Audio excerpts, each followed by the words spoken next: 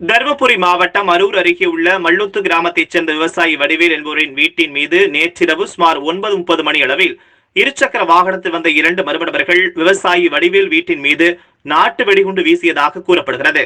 நாட்டு வெடிகுண்டு வீசிய போது அவரது வளர்ப்பு நாய் அதை கவ்வியதாகவும், கவ்விய போது நாட்டு வெடிகுண்டு வெடித்து வளர்ப்பு நாய் உயிரிழந்து விட்டது. இதுகுறித்து அரூர் காவல் நிலையத்திற்கு தகவல் அளித்ததன் அடிப்படையில் அரூர் காவல்துறையினர் விசாரணை மேற்கொண்டு வருவதாக வடிவேல் தெரிவித்தார்.